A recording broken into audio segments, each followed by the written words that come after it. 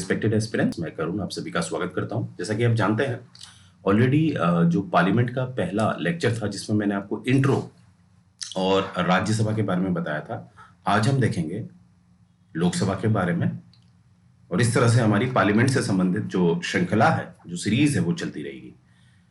तो आइए, आप अपने स्क्रीन पर देख पा रहे होंगे कि जो हमारा नया पार्लियामेंट है और इसी से संबंधित एक सेंगोल है।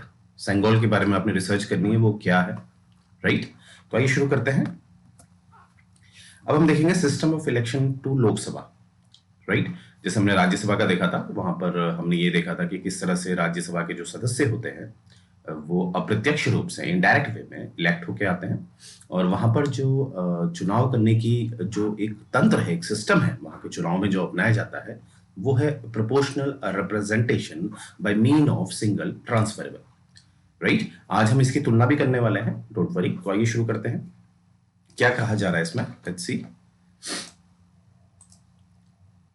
देखिए, इसमें कहा जा रहा है कि the various aspects related to the system of election to the Lok Sabha as follows. अब देखते हैं क्या क्या संबंधित है। सबसे पहले जो लोकसभा के चुनाव होते हैं उसमें टेरिटोरियल कंस्टिट्युएंसीज होती है, जिसे हम निर्वाचन क्षेत्र कहते हैं ना। अब जैसे एक उदाहरण से देखते हैं, जैसे मानते हैं ये कोई भी राज्य है, एक एग्जाम्पल ले लेते हैं, ये एक उत्तराखंड राज्य है।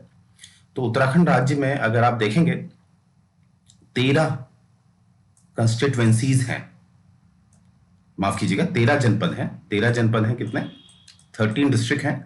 कहां, उत्तराखंड में। अब वहीं पर मैं देखूंगा कि वहां पर लोकसभा में कितनी सीटें हैं उत्तराखंड की। तो उत्तराखंड की जो लोकसभा में सीटें हैं वो है 5। अब देखिए, उत्तराखंड मैं क्यों ले रहा हूं, उत्तराखंड इसलिए ले रहा हूं क्योंकि उत्तराखंड का बहुत जल्द जो 2024 में है उत्तराखंड पीसीएस का भी नोटिफिकेशन आ रहा है। तो मैं चाह रहा हूं थोड़ा इंट्रो आपका हो जाए उत्तराखंड से संबंधित, राइट। तो लोकसभा की 5 सीटें हैं। अब ये 13 जनपद जो हैं इस तरह से ये बनेंगे, राइट। इसको 13 मान लीजिएगा। अब इसमें हम देखते हैं, येलो का मैं यूज कर रहा हूं। तो ऐसे क्या होता है, ऐसे कंस्टिट्युएंसी बना दी जाती है, ऐसे निर्वाचन क्षेत्र बना दिए जाते हैं, सीमा। इस तरह से इसको 5 में विभाजित कर दिया जाएगा, क्योंकि उत्तराखंड की जो लोकसभा में सीटें हैं वो 5 है। वैसे अगर मैं तुलना करूं हिमाचल से, तो हिमाचल की 4 हैं, तो वहां पर निर्वाचन क्षेत्र 4 हो जाएंगे और यहां पर हमारे 5 हो जाएंगे। तो ये निर्वाचन क्षेत्र होते हैं। अब निर्वाचन क्षेत्र या टेरिटोरियल कंस्टिट्युएंसी का मतलब होता है जहां पर एक फिजिकल एक बाउंड्री हमें दिखती है विद इन स्टेट, तो इसे हम कहते हैं टेरिटोरियल कंस्टिट्युएंसीज या हिंदी में निर्वाचन क्षेत्र, राइट। तो आइए आगे बढ़ते हैं। The purpose of holding direct election, याद रखिएगा यहां पर प्रत्यक्ष रूप से चुनाव होते हैं, कहां, लोकसभा में, और राज्यसभा में हमने देखा था अप्रत्यक्ष, इनडायरेक्ट वे में। तो direct election to the Lok Sabha, each state, जैसे कि मैंने अभी आपको उत्तराखंड में 5 सीटें दिखाई थी लोकसभा के लिए और हिमाचल में आपको मैंने 4 सीटें दिखाई थी लोकसभा के चुनाव के लिए। तो each state is divided into territorial constituency. हमने देखा है कि हर राज्य निर्वाचन क्षेत्र में विभाजित किया जाएगा। In this respect the constitution makes the following 2 provision. अब ये जो निर्वाचन क्षेत्र वाली हमने बात बताई है, उदाहरण हिमाचल के 4, उत्तराखंड के 5, इससे संबंधित ये निर्वाचन क्षेत्र टेरिटोरियल कंस्टिट्युएंसी से संबंधित संविधान में 2 नियम बताए गए हैं। आइए वो नियम हम देखते हैं, राइट। तो देखिए, सबसे पहला नियम है, each state is allotted a number of seats in the Lok Sabha in such a manner that the ratio between that number and the population is same for all state। अब देखिए यहाँ पर कीवर्ड है हमारा ratio, जिसे हिंदी में हम अनुपात कहते हैं। एक अनुपात निकाला जाएगा और उस अनुपात का जो आधार रहेगा वो जनसंख्या रहेगी, ठीक है। यानी कि सबसे पहले तो यहाँ पर आप स्लाइड देखिए, यहाँ पर लिखा है 6 मिलियन, जिसको हम हिंदी में 60 लाख बोलेंगे, 6 मिलियन। जिस राज्य की जनसंख्या 60 मिलियन, माफ कीजिएगा 6 मिलियन से कम होगी या 60 लाख से कम होगी, तो वहां पर उस राज्य को लोकसभा में प्रतिनिधित्व नहीं दिया जाएगा। क्यों? क्योंकि जनसंख्या काफी कम है।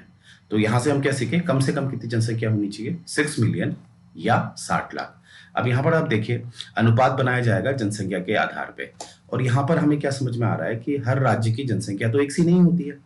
अगर मैं मिजोरम की तुलना करूं उत्तर प्रदेश से, तो आपको समझ में आ जाएगा कि उत्तर प्रदेश में कितनी ज्यादा जनसंख्या है और मिजोरम में कितनी कम है। इसीलिए हमें क्या दिखता है, क्योंकि आधार है जनसंख्या, आधार है जनसंख्या, तो हमें क्या दिखता है कि लोकसभा में जो राज्यों का प्रतिनिधित्व होता है, रिप्रेजेंटेशन होता है, वो अलग अलग होता है। क्यों अलग अलग होता है? क्योंकि आधार है जनसंख्या, राइट। तो जैसे कि अगर मैं यूपी की बात करूं, तो यूपी की नंबर ऑफ सीट्स, यूपी की नंबर ऑफ सीट्स उत्तराखंड के नंबर ऑफ सीट से ज्यादा होंगी। क्यों? क्योंकि आधार है जनसंख्या, आधार है जनसंख्या, और जब मैं जनसंख्या की तुलना करता हूं between two states, that is UP and UK, मुझे समझ में आता है यूपी की जनसंख्या ज्यादा है। तो इसीलिए लोकसभा में यूपी के लिए जो टेरिटोरियल कंस्टिट्यूएंसीज बनाई जाती है, निर्वाचन क्षेत्र बनाए जाते हैं, वो ज्यादा बनाए जाते हैं, राइट। ये बात आपने याद रखनी है। और ये भी ध्यान दिया जाता है कि हर राज्य का प्रतिनिधित्व बराबर हो। अब ये बराबर कैसे हो रहा है? क्योंकि जिस हिसाब से जनसंख्या है, कम जनसंख्या मतलब कम प्रतिनिधित्व, और ज्यादा जनसंख्या मतलब ज्यादा प्रतिनिधित्व, राइट। ये बात आपने याद रखनी। ये इसको ऐसे तुलना कर सकते हैं, जो ज्यादा कमाएगा वो ज्यादा टैक्स देगा, जो कम कमाएगा वो कम टैक्स देगा। तो इस आधार पे आगे चल के हमें ये समानता दिखती है, राइट। तो वही सिद्धांत यहां पर भी लागू होता है, राइट। तो आइए आगे देखते हैं।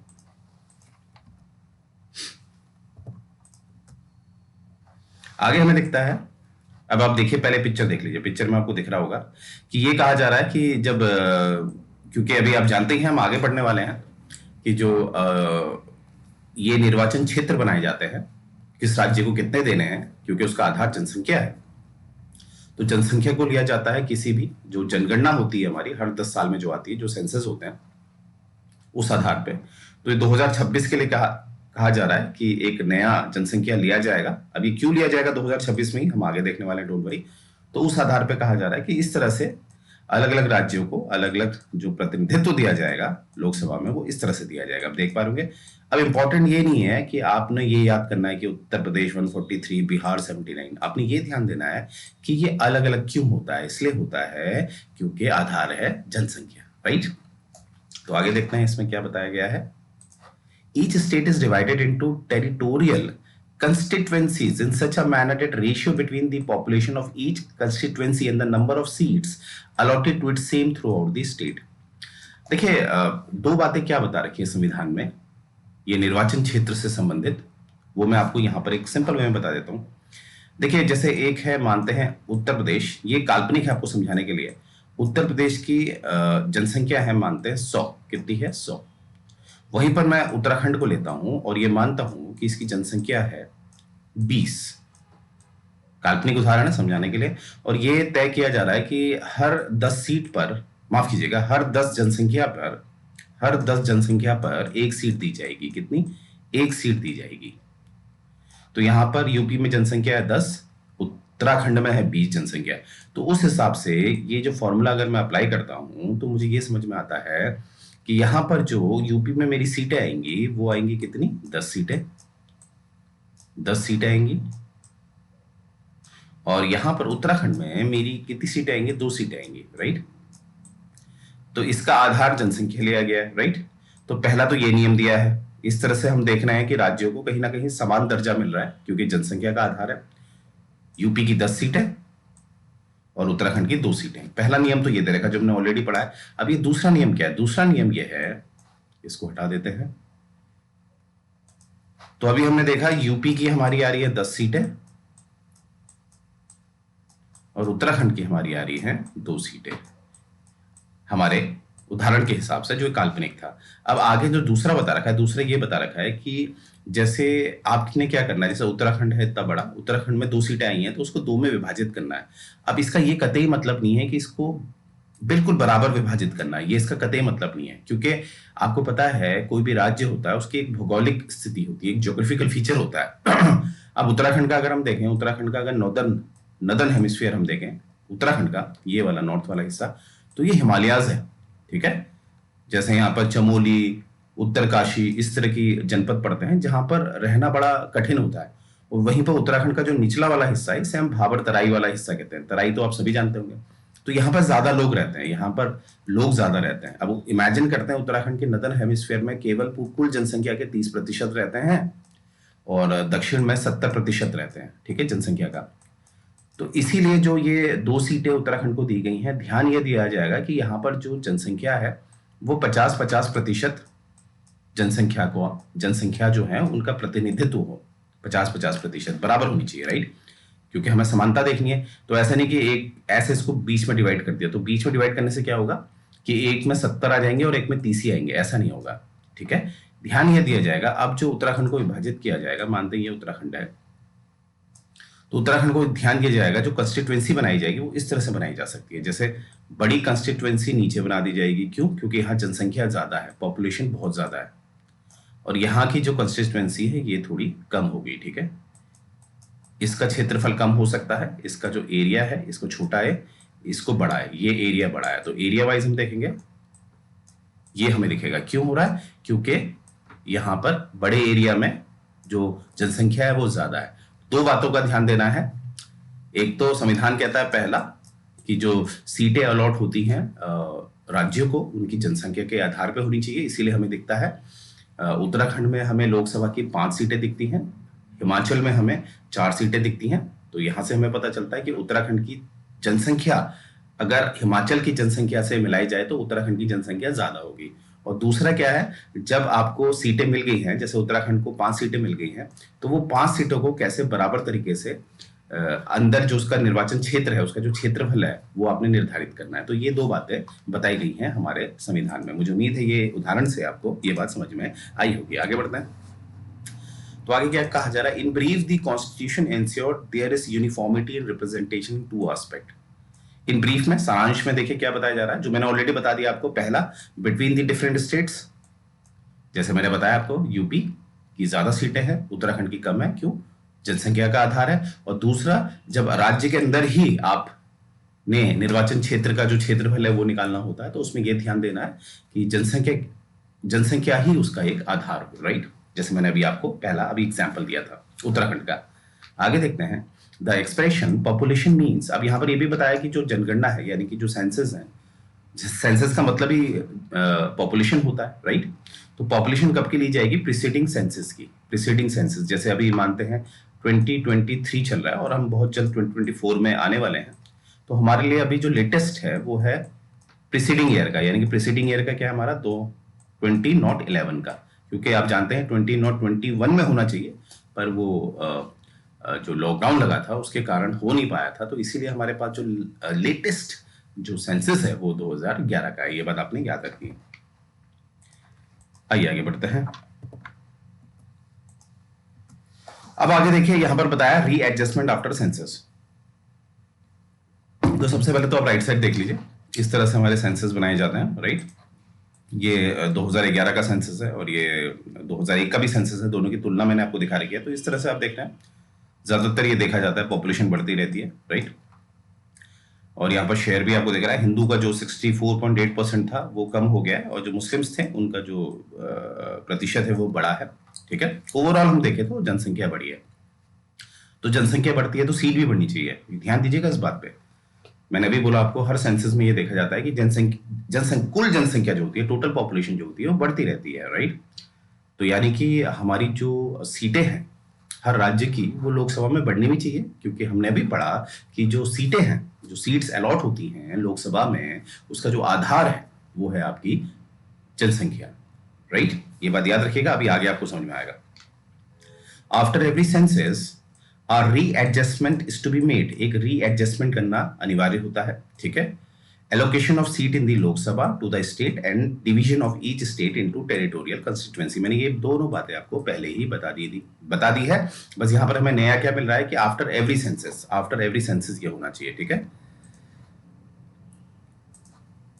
अब आगे देखते हैं। अब यहां पर आपको दिख रहा होगा डीलिमिटेशन कमीशन, एक आयोग बना हुआ है। देखिए, सबसे पहले देखिए डीलिमिटेशन कमीशन करता क्या है। जैसे मैंने अभी आपको बताया, जैसे उत्तराखंड है, उत्तराखंड में 5 सीटें हैं लोकसभा की, तो इस तरह से 5 में ये डिवीजन किया जाता है, ठीक है? और ये किसके द्वारा किया जाता है? अगर उत्तराखंड है तो राज्य करेगा? नहीं, इसको करता है आपका केंद्र ही।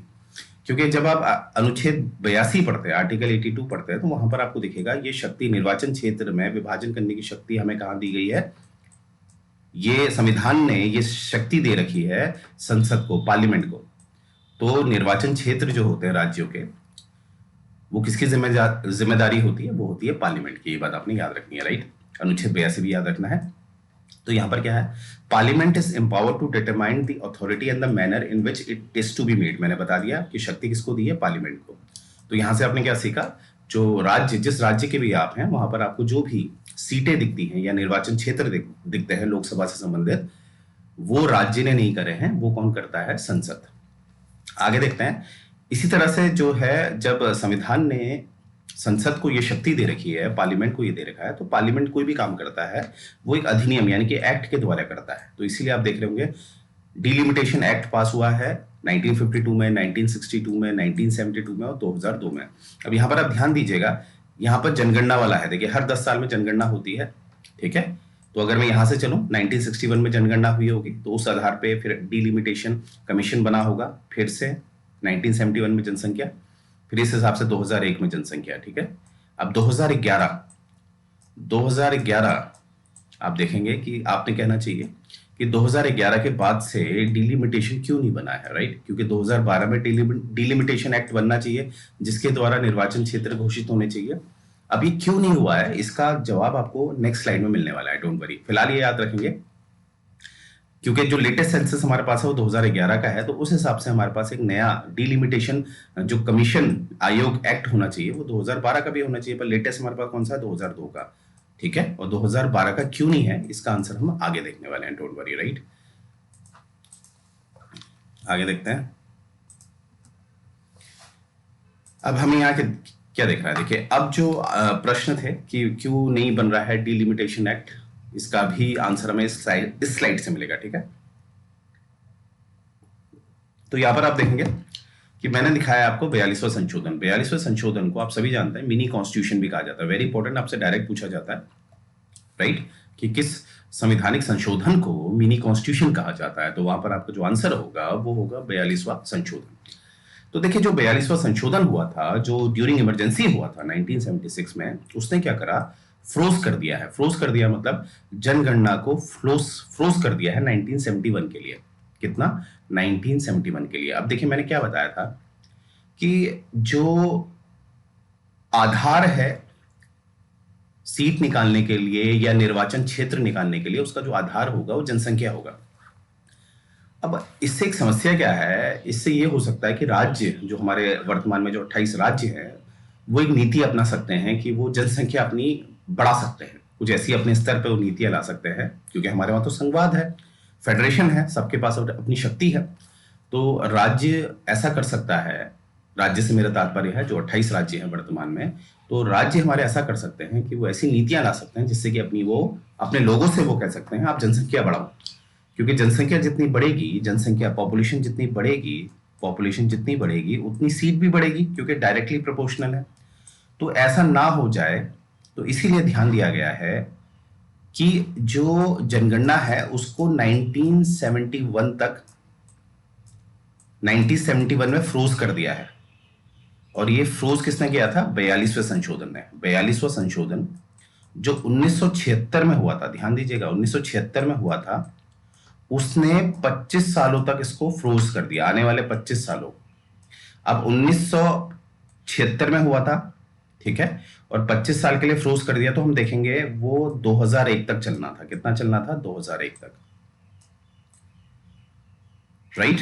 तो 2001 तक तो हमने 1971 वाली ही जनगणना ली, क्योंकि 42वां संशोधन जो 1976 में हुआ था उसने इसको 25 साल के लिए बढ़ा दिया। तो 1976 में 25 साल अगर आप जोड़ते हैं तो आप 2001 में पहुंच जाएंगे, राइट। तो 2001 तक तो हमारा 1971 की ही जनसंख्या रहेगी, ठीक है। अब 1971 की जनसंख्या किस चीज में रहेगी? वो दोनों ही सिद्धांतों में जो हम ऑलरेडी पढ़ चुके हैं। एक, number of seats for the states, जैसे उत्तराखंड की लोकसभा में कितनी सीटें हैं? 5। और दूसरा, जो उत्तराखंड का निर्वाचन क्षेत्र, जो एरिया बनाया जा रहा है, 5 में विभाजित किया जा रहा है, वो तय किससे किया जाएगा? 1971 से, राइट। तो ये बात आपने अच्छी तरह याद रखनी है। आगे देखते हैं क्या ट्विस्ट हमें मिलता है। देखिए, आगे हमें मिल रहा कि अब देखिए, मैंने कहा था 2001 तक वो हो जाएगा, है ना, 2001 में वो समाप्त होगा। फिर आप देखेंगे 2001 में एक 84th अमेंडमेंट पास होता है। 84th अमेंडमेंट ये फिर 25 सालों के लिए बढ़ा देता है। ठीक है, 25 सालों के लिए बढ़ा देता, मतलब अब 2001 में ये अमेंडमेंट हुआ है, कौन सा 84th अमेंडमेंट हुआ है, अब ये 25 सालों के लिए फिर बढ़ा देगा, यानी कि अब ये 2026 तक चलेगा। कौन सी जनसंख्या? 1971 वाली जनसंख्या ही आपकी। अभी हम 2024 में प्रवेश करने वाले हैं। अब आप समझ सकते हैं अभी 2026 में ही ये जो सीटें हैं हर राज्य की लोकसभा में, उसके लिए जो जनसंख्या ली गई है, जो आधार लिया गया है, वो 2026 तक ही चलेगा। कौन सा चलेगा? 1971 वाला, राइट। और याद रखेंगे 84th अमेंडमेंट। इसीलिए मैंने कहा था कि आगे आपको ये ट्विस्ट मिलने वाला है। तो 42वें संशोधन ने इसे 2001 तक किया, और वैसे ही 84th जो संशोधन है, याद करना कितना आसान है। देखिए, अगर आप 42 का दुगना कर देते हैं तो आपको ये आंसर मिल जाता है। अगर आप इसको इंटू 2 कर देते हैं तो आपको 84 मिल जाएगा, ठीक है। तो इसने क्या करा, इसको 2026 तक बढ़ा दिया है, ठीक है। अब 2026 तक आप कौन सी जनसंख्या लेते हैं? 1971, राइट। तो मुझे उम्मीद है ये बात आप समझ पाए होंगे। आइए आगे बढ़ते हैं। और ये जो आर्टिकल है, 84th आर्टिकल में ये बात बता रखी है कि ये शक्ति हमारी संसद को दे रखी है, जैसे आधार वाली मैंने बात बताई थी। 84 भी याद रखना आपने, राइट। चलिए आगे बढ़ते हैं।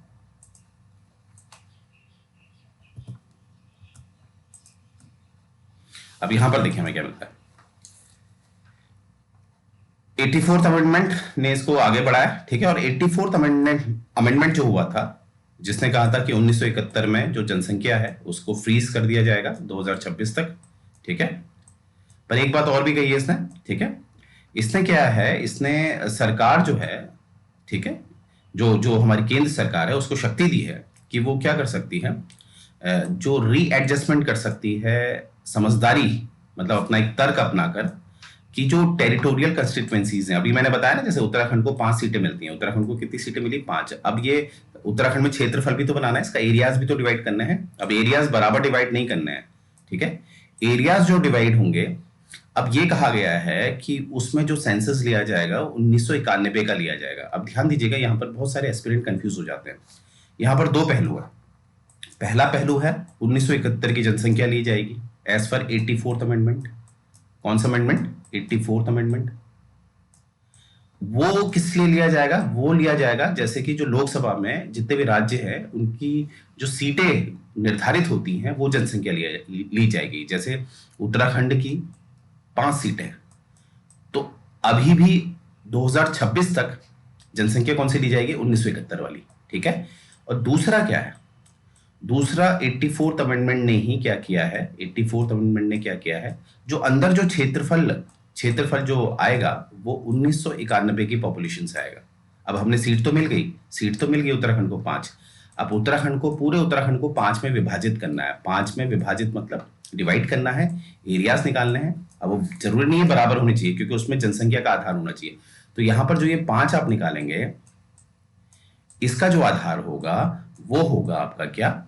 कौन सी जनसंख्या होगी? 1991 वाली। अब मुझे उम्मीद है आप समझ पाए होंगे ये बात अच्छी तरह, ठीक है। तो 2 बातें याद रखनी है। एक में 1971 जनसंख्या रहेगी 2026 तक, जिसमें हमें हर राज्य को सीटें मिलती हैं। और दूसरा, इसी अधिनियम से, माफ कीजिएगा, इसी संशोधन से जो सीट तय हुई है, उसका जो आधार होगा वो होगी जनसंख्या 1991 की, जिसके आधार पे ऐसे हम क्षेत्रफल निकालते हैं, राइट। Very very important. अब आगे देखिए 84th अमेंडमेंट को फिर क्या किया गया कि उसमें कुछ परिवर्तन किए गए। फिर 87th अमेंडमेंट लाया गया। 87th अमेंडमेंट क्या करेगा? अब जनसंख्या को 2001 कर देगा। सिर्फ कौन सी जनसंख्या को? 1991 वाली। जो 1991 वाली जो क्षेत्रफल निकाल रही थी, जो एरिया निकाल रही थी, उसको अब हम क्या लेंगे? 2001। तो वर्तमान में अगर मैं 2023 में ये लेक्चर रिकॉर्ड कर रहा हूं, दिसंबर के माह में, तो मुझे क्या समझ में आ रहा है? मुझे ये समझ में आ रहा है कि जो राज्यों का प्रतिनिधित्व होता है, जैसे उत्तराखंड को 5 सीटें मिली हैं, इसको किस आधार से लिया जा रहा है? कौन सी जनसंख्या ली जा रही है? वो है 1971 वाली। और उत्तराखंड का जो क्षेत्रफल घोषित किया गया है, जैसे 5 में उत्तराखंड को जो डिवाइड कर रखा है, राइट, वो कैसे कर रखा है? वो कर रखा है कौन सी जनसंख्या लेकर? 2001। और ये कौन सा संशोधन है? ये है 87th अमेंडमेंट। 87th अमेंडमेंट जो कब हुआ था? 2003 में। तो 87th अमेंडमेंट याद रखना है। और ये तो आपको पता ही है, ये मेरे 84th अमेंडमेंट से 2026 तक कर दिया है, 2026 तक कर दिया। तो ये बात आपने याद रखनी है, वेरी इंपॉर्टेंट पॉइंट। चलिए आगे बढ़ते हैं, काफी एस्पिरेंट इसमें कंफ्यूज हो जाते हैं। चलिए यहां पर देखिए रिजर्व, अब हम बात करेंगे जो आरक्षण की बात है, यानी कि reservation of seats of SC and ST के बारे में। देखिए ये यहां पर आप स्लाइड से देख पा रहे होंगे, यहां पर क्या आपको दिखाया जा रहा है कि जो जनसंख्या है इसके कुछ लोग ऐसे हैं, कुछ लोग ऐसे होते हैं जो उनको जो जो जो आर्थिक रूप से कमजोर होते हैं या सामाजिक रूप से कमजोर होते हैं, तो उनको एक विशेष दर्जा दे दिया जाता है। तो इस तरह से स्लाइड आपको दिखा रही है, राइट। तो यहाँ पर क्या है, जैसे कि हम जानते हैं भारत में कभी भी जो कम्युनल रिप्रेजेंटेशन होता है, कम्युनल रिप्रेजेंटेशन आप जानते ही हैं, जैसे इसका एक ऐतिहासिक पहलू में देखूं तो आप जानते हैं जो मॉर्ले मिंटो रिफॉर्म आया था 1909 में, जिसको हम गवर्नमेंट ऑफ इंडिया एक्ट 1909 भी कहते हैं। तो मॉर्ले मिंटो रिफॉर्म आए थे और जो हमारे वाइस रॉय उस समय के मिंटो थे, उन्होंने इस तरह का एक प्रावधान बना दिया था, एक नियम दे दिया था कि हिंदू को हिंदू वोट करेगा और मुस्लिम को मुस्लिम। तो इसे हम कहते हैं कम्युनल रिप्रेजेंटेशन। देखिए ये जब भी किया जाएगा तो कभी भी जो देश है वो अखंड नहीं रह पाता, और ब्रिटिशर्स तो कभी चाहते ही नहीं थे कि हमारा देश अखंड रहे, राइट। परंतु आजादी के बाद ये कम्युनल रिप्रेजेंटेशन को बिल्कुल हटा दिया गया है। क्यों? क्योंकि भारत एक अखंड देश है, वो किसी भी तरह से खंडित नहीं होना चाहिए, इसीलिए कोई भी ऐसे नियम नहीं डाले जाते हैं जिससे कि देश खंडित हो जाए, राइट। इसीलिए कम्युनल रिप्रेजेंटेशन तो डाल नहीं सकते थे, इसीलिए हमें दिया जाता है आरक्षण। जो कमजोर वर्ग है, ठीक है, वो आरक्षण दिया जाता है, जैसे कि एससी मतलब स्केड्यूल कास्ट और एसटी मतलब स्केड्यूल ट्राइब्स, ठीक है। तो लोकसभा में इसमें आरक्षण मिलता है, और आरक्षण कैसे दिया जाता है, ये भी जनसंख्या का ही इसमें आधार लिया जाता है, जो अनुपात है, जो रेशियो है, वो जनसंख्या का ही लिया जाता है, राइट। चलिए आगे बढ़ते हैं। अब यहां पर देखिए क्या लिखा गया है, originally the reservation was operated for 10 years, यानी कि आपको पता है संविधान जो लागू हुआ था, जो आरक्षण मांगा गया था वो 10 वर्षों के लिए मांगा गया था। तो आप सभी जानते हैं संविधान जो लागू हुआ था वो 26 जनवरी 1950 को लागू हुआ था, राइट। और ये 10 वर्षों के लिए मांगा था, तो 1960 तक मांगा था, कोई दिक्कत नहीं।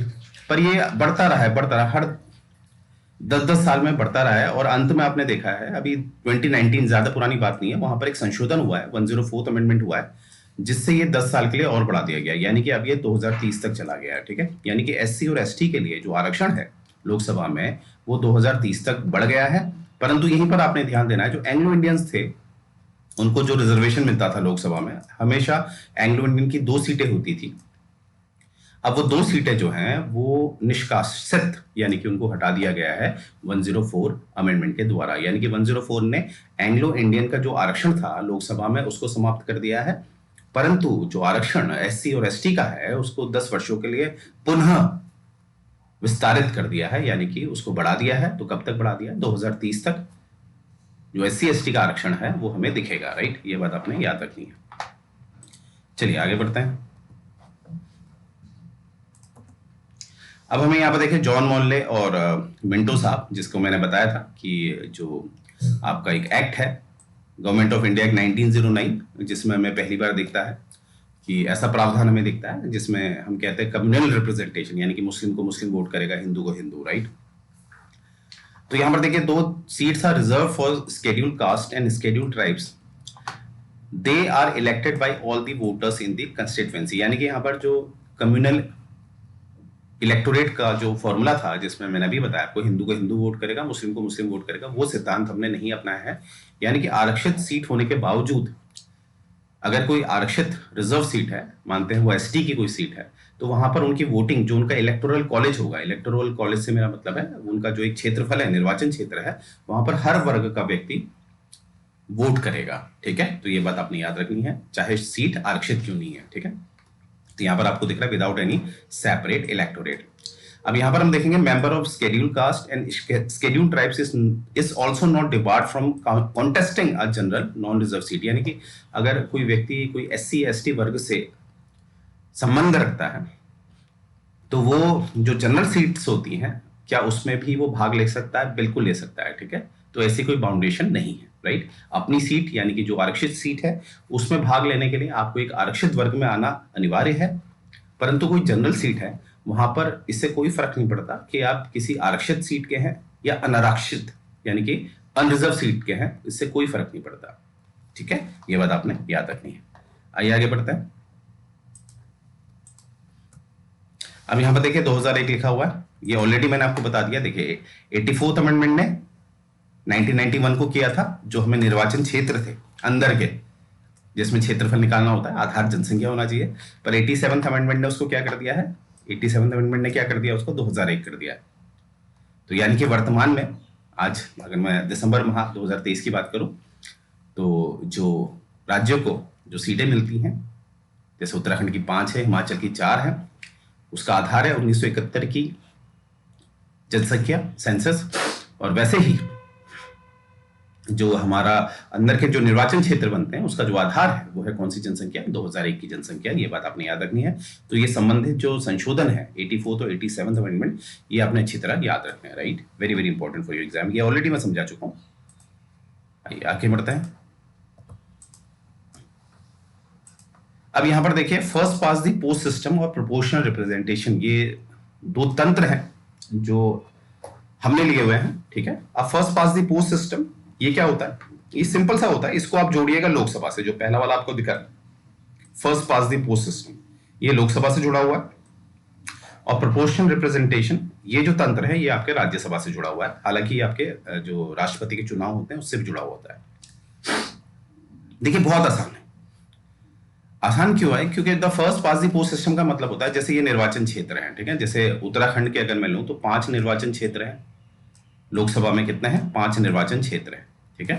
अब ये जो मैंने सर्कल बना रखे हैं वो थोड़े एक से ही लग रहे हैं, पर ये अलग अलग क्षेत्रफल हो सकता है, ठीक है। रुकिए इसको फिर से वैसे ही बनाते हैं, क्योंकि आधार जनसंख्या है, और जनसंख्या आपको पता है कभी भी हर क्षेत्र में, क्योंकि भौगोलिक स्थिति के कारण वो कम ज्यादा हो सकती है। तो इस तरह से निर्वाचन क्षेत्र में देखते हैं, ठीक है। तो 5 मैंने इस तरह से बना दिया। तो इस तरह से निर्वाचन क्षेत्र है, और इसका आधार क्या है, 2001 की जनसंख्या है। और जो 5 ये अलॉट हुए हैं, इसका आधार क्या है, 1971 की जनसंख्या। मुझे उम्मीद है आपको ये कंफ्यूजन नहीं रहेगा। तो यहाँ पर देखिए क्या बताया गया है, यहाँ पर जो चुनाव होते हैं लोकसभा के, हर, जैसे ये एक एक्स कंस्टिट्यूएंसी है, निर्वाचन क्षेत्र है, ठीक है। तो यहाँ से मानते हैं उम्मीदवार, जैसे वो कोई सीमा नहीं होती, मानते हैं 8 उम्मीदवार खड़े हुए हैं। कितने, 8 उम्मीदवार खड़े हुए हैं एक्स निर्वाचन क्षेत्र से। अब इसमें जो जीतेगा वो एक ही जीतेगा, 1 आउट ऑफ 8 ही जीतेगा, जो सबसे ज्यादा सीट लाया होगा, जो सबसे ज्यादा वोट लाया होगा वही जीतेगा, ठीक है। सबसे ज्यादा। अब सबसे ज्यादा का मतलब ऐसा नहीं है कि उसको 50% +1 सीट ही चाहिए, ठीक है। क्योंकि आजकल आप देखते हैं नोटा का भी एक ऑप्शन होता है, नन ऑफ द अबव। तो बहुत से वोट हमारे न्यूट्रल होते हैं, क्योंकि वो नन ऑफ द अबव कर देते हैं। अब मानते हैं सबसे ज्यादा जो सीटें लेके आया है वो 48% लाया है, सबसे ज्यादा सीट ये लाया है 48% वाला। और नीचे हम देख रहे हैं कोई लाया है 45, कोई लाया है 25, इस तरह से। तो जो सबसे ज्यादा लाया है, मेजोरिटी में लाया है, वो जीत जाता है। इसे कहते हैं फर्स्ट पास दी पोस्ट सिस्टम। ये बात आपने याद रखनी है। और इसमें एक क्या होता है, एक निर्वाचन क्षेत्र से एक ही आदमी जीतता है, यानी कि जो बाकी 7 लोग हैं, बाकी जो 7 लोग हैं, उनको कोई भी जो जगह है, जो एक प्लेस है सिस्टम में, वो नहीं दी जाती है, राइट। और यानी कि ये जो 7 लोग हैं, ये भी तो कुछ वोट्स लाए होंगे, ना, चाहे कम लाए हैं पर लाए तो हैं। वोट्स मतलब जनता ने जो इनको चुना है, जिन जनता का ये प्रतिनिधित्व कर रहे हैं, ये जो हार चुके हैं, ये जनता का जो वोट है वो वेस्ट हो जाता है। किसमें, फर्स्ट पास दी पोस्ट सिस्टम में, राइट। ये बात आपने याद रखनी है। तो लोकसभा में कौन सा इस्तेमाल होता है, फर्स्ट पास दी पोस्ट सिस्टम, राइट। और राज्यसभा में होता है proportional representation bye mean of single transferable, ठीक है। ये बात आपने याद रखनी है। तो ये मैंने आपको बता दिया है, यहाँ पर ये बता रखा है, राज्यसभा में प्रोपोर्शनल रिप्रेजेंटेशन होता है, ठीक है। और हमारा जो लोकसभा में है, वहां पर फर्स्ट पास दी पोस्ट सिस्टम होता है। जैसे कि मैंने अभी आपको बताया कि एक निर्वाचन क्षेत्र से एक ही व्यक्ति निर्वाचित होता है, राइट। ये बात आपने याद रखनी है। आगे देखते हैं। जैसे ये आप देख पा रहे हैं, जो उत्तराखंड की जो 5 सीटें हैं वो इस तरह से विभाजित की गई हैं। अब देखिए इसमें क्षेत्रफल देखिए, सबसे बड़ा आपको ये गढ़वाल का दिख रहा होगा, हरिद्वार का सबसे छोटा। इससे आप क्या समझ पा रहे हैं, जो जितना छोटा होगा वहां की जनसंख्या उतनी ज्यादा होगी, यानी कि हरिद्वार की जनसंख्या सबसे ज्यादा होगी। हरिद्वार की जो पॉपुलेशन है वो सबसे ज्यादा होगी। जब पॉपुलेशन सबसे ज्यादा है, ठीक है, तो क्षेत्रफल अपने आप क्या हो जाएगा, छोटा, क्योंकि आधार है जनसंख्या, राइट। तो ये बात आपने याद रखनी है। तो यहां पर क्या लिखा है, तो ज्योग्राफिकल एरिया वाली मैंने बात बताई है, उसी को कहते हैं निर्वाचन क्षेत्र। निर्वाचन क्षेत्र का अपना एक क्षेत्रफल होता है, भौगोलिक क्षेत्रफल होता है, ठीक है। और from each constituency only 1 representative is selected. जैसे मैंने अभी बताया आपको, first pass the post system जो तंत्र हम लोकसभा के चुनाव में अपनाते हैं, वहां पर क्या होता है, एक निर्वाचन क्षेत्र से एक ही व्यक्ति क्या होता है, निर्वाचित होकर आता है। यानी कि जो सांसद बनते हैं 5, वो पूरे उत्तराखंड को प्रतिनिधित्व करते हैं। गढ़वाल से एक ही आएगा, टिहरी से एक ही आएगा, हरिद्वार से एक ही आएगा, अल्मोड़ा से एक ही आएगा, और नैनीताल उधम सिंह नगर से एक ही आएगा, राइट। तो ये बात आपने याद रखनी है। और बाकी जो भी खड़े होते हैं वो नहीं जीतते हैं, तो उनका कोई वैल्यू नहीं होता है अगर वो हार जाते हैं, ठीक है। चलिए आगे बढ़ते हैं।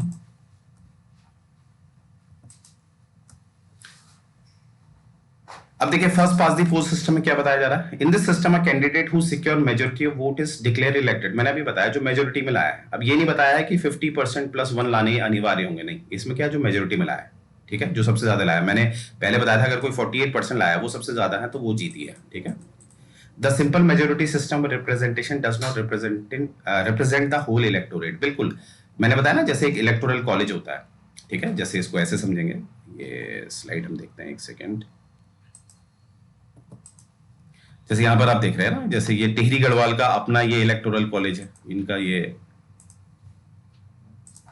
अपना इलेक्टोरल, ये इनका इलेक्टोरल कॉलेज है। तो यहाँ पर जितने भी लोगों ने जो चुनाव हुआ होगा टिहरी गढ़वाल के, उन्होंने वोटिंग करी होगी। अब सबने एक ही को तो वोट नहीं किया होगा ना, कोई 49% लाया होगा, मानते हैं कोई 49% लाया है, कोई 25% लाया है, कोई 20 लाया है, इस तरह से। तो ये लोग बाहर हो जाते हैं फिर, क्योंकि ये जीत गया, सबसे ज्यादा लाया है, और इनके वोट्स यानी कि जो जिन्होंने वोट किया है, जो वोटर्स हैं, वो वेस्टेज हो जाता है, उनका कोई भी जिक्र नहीं होता है, ठीक है। तो ये बात इसमें बताई गई है, वेरी इंपॉर्टेंट, ये बात आपने याद रखनी है।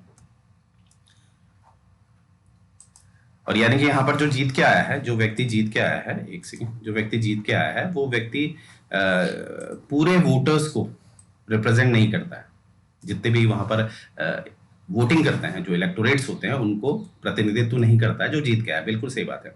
In other words it does not secure due representation of to minority. यानी कि जो मेजोरिटी में आया है, यानी कि जो 49% वोट लेके आया है, वही तो जीता है। अब जो वोट्स इससे नीचे हैं, यानी कि जो माइनॉरिटी में है, जो नीचे आए थे लोग, उनका तो कोई प्रतिनिधित्व ही नहीं है, ठीक है। तो इसीलिए इसको कहा जाता है, इस वाले सिस्टम को, first pass the post system. इसमें बहुत सारे लोग, बहुत सारा वर्ग क्या होता है, उसको प्रतिनिधित्व ना मिलने के कारण वो वंचित हो जाता है। ये बात यहाँ पर बता रखी है। जो माइनॉरिटीज हैं, जो मेजोरिटी में नहीं आया, माइनॉरिटीज जो हैं, वो क्या हो गई हैं, उनका प्रतिनिधित्व तो बिल्कुल भी नहीं हमें दिखता है, राइट। एक उदाहरण से फिर हम देख लेते हैं, क्योंकि थोड़ा कॉम्प्लिकेटेड होता है। 49% वाला तो जीत गया, अब बाकी मानते हैं कोई 20% लेके आया था, कोई 19% लेके आया था, कोई 18% लेके आया था, इस तरह से। तो इन लोगों का जो प्रतिनिधित्व है वो बिल्कुल ना के बराबर है, होता ही नहीं है, ठीक है। तो ये सारा का सारा क्या हो गया, वेस्टेज। और जो ये जीत के आया है 49% से, ऑब्वियसली 51% ने इसको चुना नहीं है, 51% ने इसको चुना नहीं है, तो उनका जो फैसला है 51% का, वो अब मान्य नहीं है, क्योंकि उनका तो प्रतिनिधित्व ही हट गया ना, क्योंकि ये आगे क्योंकि मेजोरिटी में आया है। इसीलिए कहा गया है कि जो माइनॉरिटीज होती हैं, ये वाले, ठीक है, इनको कुछ भी रिप्रेजेंटेशन नहीं मिलता है, राइट। तो ये एक इसका लूप होल है, किसका, first pass the post system का, वेरी इंपॉर्टेंट। आगे देखते हैं। वहीं पर बात की गई है, the system of proportional representation aims at removing the defects of territorial representation. यानी कि जो कमियां भी हमने first pass the post system में देखी, वहां पर हमें दिखेगा कि प्रोपोर्शनल रिप्रेजेंटेशन में ऐसा नहीं होता है। देखिए प्रोपोर्शनल रिप्रेजेंटेशन जो होता है, वहां पर ज्यादातर क्या होता है कि जैसे एक आदमी लाएगा, सबसे पहले तो यहाँ जो जीतेगा, या चलिए छोड़िए इसको, ऐसे समझिए, जो मानते हैं एक आदमी लाया 49%, एक लाया 39%, एक लाया 20%, इस तरह से, ठीक है। तो यहां पर क्या है, जो सबसे टॉपर होगा वो तो ये होगा, ये फर्स्ट पोजीशन में होगा, ये भी सेकंड पोजीशन में होगा, ये होगा जरूर, और ये थर्ड पोजीशन में होगा, और इन तीनों को कंसिडर किया जाता है। तो इस तरह से आप देख रहे हैं, कहीं ना कहीं किसी भी स्तर पे, चाहे ये लोग माइनॉरिटी में आए हैं, 39% और 20% जो है ये माइनॉरिटी में आया है, फिर भी इनको प्रतिनिधित्व दिया जाता है। ऑब्वियसली सबसे ज्यादा प्रतिनिधित्व जो है इसको मिला है, तो इसको ज्यादा जो स्ट्रॉन्ग पद है, जो पोस्ट है, वो दी जाती है। परंतु ये जो माइनॉरिटी में आए हैं, इनका भी प्रतिनिधित्व होता है प्रोपोर्शनल रिप्रेजेंटेशन में, ठीक है। तो ये एक तंत्र है। अब ध्यान दीजिएगा, जो ये प्रोपोर्शनल रिप्रेजेंटेशन है, जो ये तंत्र है, जो मैंने अभी आपको बताया, भारत में ऐसा नहीं अपनाया जाता, क्योंकि भारत में जो प्रोपोर्शनल रिप्रेजेंटेशन है, ये ज्यादातर हम राष्ट्रपति के लिए अपनाते हैं। तो प्रेसिडेंट हमारे एक ही होते हैं, ठीक है, सिर्फ एक होते हैं, और जैसे हम जो राज्यसभा में अपनाते हैं, राज्यसभा में भी हम क्या करते हैं कि कुछ सीमित सीटें होती हैं, इसलिए हालांकि हम प्रोपोर्शनल रिप्रेजेंटेशन वाला फंडा अपनाते हैं, पर उसका जो मूल अर्थ मैंने अभी आपको बताया, क्योंकि ये ज्यादातर जो प्रोपोर्शनल रिप्रेजेंटेशन वाला जो तंत्र है वो उस जगह अपनाया जाता है जहां पर एक ही चुनाव में ज्यादा नियुक्ति करनी होती है, एक ही चुनाव में ज्यादा नियुक्ति करनी होती है। इसीलिए राष्ट्रपति में तो ये नहीं अपनाया जाता है, हालांकि ये दिखेगा आपको, परंतु इसका जो मूल अर्थ है उस तरह से आपको नहीं दिखेगा, क्योंकि राष्ट्रपति एक ही होते हैं। परंतु राज्यसभा के केस में आप जानते ही हैं कि वहां पर क्या होता है कि वहां पर भी क्या होता है, एक ही आदमी चुन के आता है, ठीक है, एक उससे, एक राज्य से। अब जैसे मानते हैं, एक बार मैं इसको क्लियर कर दूं क्योंकि ये बहुत कंफ्यूजन करता है। जैसे अगर मैं देखूं राज्यसभा की सीटें उत्तराखंड की, अगर मैं देखूं 3 है, 3 सीटें, ठीक है, राज्यसभा में 3 सीटें हैं, तो यहां पर क्या है, यहां पर 3 सीटें होनी है, राइट। परंतु अब एस्पिरेंट ये समझते हैं कि 3 सीटें हैं तो इसमें तो प्रोपोर्शनल रिप्रेजेंटेशन आएगा, क्योंकि जो सबसे पहला मानते कोई 49% लाया है उसको ले लिया जाएगा, और उससे नीचे कोई 32% लाया उसको ले लिया जाएगा, और उससे नीचे जो 29% लाया है उसको ले लिया जाएगा, और जो 18% लाया है उसको नहीं लिया जाएगा, क्योंकि 3 तो ऊपर के टॉप ले लिए जाएंगे, राइट। ऐसे दिमाग चलता है। देखिए समस्या क्या है, ये जो 3 सीटें हैं इसमें एक साथ चुनाव नहीं होते हैं, कभी किसी की मृत्यु हो जाती है, कभी कुछ इस तरह से हो जाता है, राइट। तो इस कारण क्या होता है कि ज्यादातर चाहे उत्तराखंड की 3 सीटें हैं राज्यसभा में, पर यह जरूरी नहीं होता है कि 3 सीटों में एक साथ चुनाव होते हैं, ठीक है। तो अलग अलग चुनाव होने के कारण हमें अंत में ये निष्कर्ष हमें मिलता है, रिजल्ट मिलता है कि एक समय पे एक ही सीट के ज्यादातर हमें चुनाव दिखते हैं। ये बात आपने याद रखनी है, राइट। चलिए, बस ये है कि जो हम संसद पढ़ते हैं तो संसद में थोड़े नियम थोड़े से जटिल होते हैं, थोड़ा ध्यान से हमें समझना होता है, राइट। मैं पूरी कोशिश कर रहा हूं इसको आसान बनाने की।